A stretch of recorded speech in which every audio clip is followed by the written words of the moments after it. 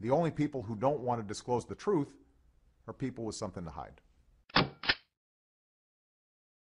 Joining me tonight, James Carville, Democratic strategist, political consultant, and author of It's the Middle Class, Stupid. James, good to have you back on the Ed Show. Oh, we're good to be here. I tell you what, that must have been a heck of a dinner last night. President Obama must have really fed him good when you got John McCain and Lindsey Graham defending his policy on the Senate floor and calling out their own party. What do you make of that? Well, they're going back and forth.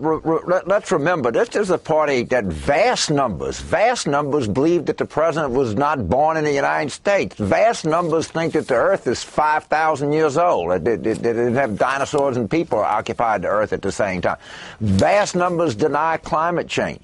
I mean, they've got people like, preppers and birthers and God knows what not over there. So some of them are going to believe when Rand Paul says that. By the way, Freedom Works, you remember this clown outfit with paid Dick Armey an $8 million severance, and they had guns up in there trying to get papers out and everything. They supporting Rand Paul to the nth degree. Don't think for 1 minute that he doesn't have deep support with all these cockamamie conspiracy theories that he's got going and blowing people up in restaurants in Houston or bedrooms in Bowling Green. It is so over the top. It's outrageous. I've never heard a senator theorize like that on the floor before. But Ed, you got 10 House members that are on birther bills. You had half the Republican presidential field in 2008 denying evolution. I mean, the idea that this is somehow some just kind of nutty thing that this is a party, not saying all of them, maybe not most, but vast numbers believe in some of the weirdest stuff that you can imagine. Yeah. Well, he's definitely playing with his imagination to think. What's he think that the military is going to call up the state police there in Kentucky and all of a sudden a couple of his buddies are going to be a target? I mean, it's just nuts. Yeah, but I mean, look, there's he has a lot of, like I say, the Tea Party, the quote, organic Tea Party, Freedom Works, and them, they supporting this. I think Paul probably has some support. You hear some support out there for him among these Republicans. It doesn't make sense to me, but a lot of stuff that they say makes no sense to me. And Rand Paul, of course, is pounding his chest, talking about all the support he's getting for the filibuster. A lot of Americans sent us letters and emails and Twitter. People were excited that we were standing up for something that's important to a lot of people. All right. Now, is this all about 2016 for this joker? What do you think? Well, it's a combination. I think it is about 2016 for him. I think it's also about raising campaign funds. But I think he believes some of this stuff. I don't have a question to Rand Paul. I think has been out there for a long, long time. But understand, he's not way out of the mainstream of a good part of the Republican Party. These are the same people that, are buying gold bullion from Glenn Beck or whatever he was doing over there. These people are bite on almost any kind of conspiracy that you put out there for him.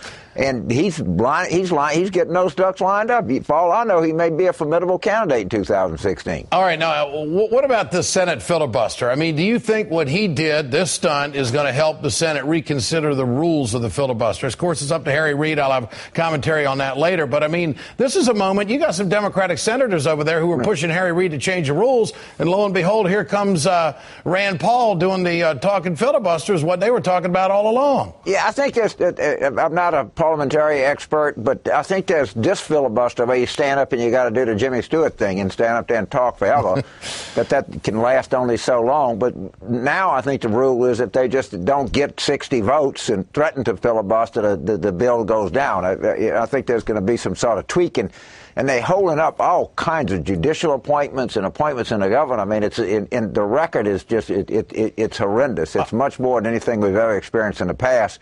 And there's a great deal of frustration. I think Rand Paul's thing was a kind of a comic show to a lot of people, but it was, a 12 or 13-hour thing. Well, about the drone program, where were the Democrats on this debate? I mean, there's been very few Democrats who are willing to call the president out on this. Is it because he's just so popular? They are protecting the president? They think he's got enough on his plate? They don't want to cause any more problems for him, or what? It's a difficult question. They got a lot of bad people in the world, and the idea that you can kill some of these people without endangering our own people is attractive to some Democrats. Had some attraction, this Democrat being one of them. Look, it's a difficult thing, and you know, that they made it, they can be sort of more oversight, or there's some way that we can deal with this. But, you know, we've gotten a lot of bad people with this program. We shouldn't forget that. All right. Rand Paul talked about his problem with the definition of war. Lindsey Graham had a response to that today. Here it is.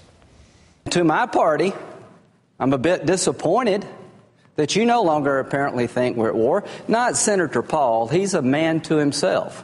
He has a view that I don't think is a Republican view. I think it's a legitimately held libertarian view. Is this where the Republican Party is headed, a libertarian camp and a traditional camp? I mean, the hypocrisy of, you know, a couple of these senators getting up, standing with Rand Paul on this, probably just to keep the filibuster going. But it just seems that they have really identified to the American people they got an identity crisis. They don't even know where they stand on the use of military action if they get the wrong president in there. Right. Well, look, you certainly have the libertarian camp and the national security camp, for lack of a better word. Rand Paul versus McCain, they talk about. But then look at now the immigration thing. Some of them are coming out saying we need to change that.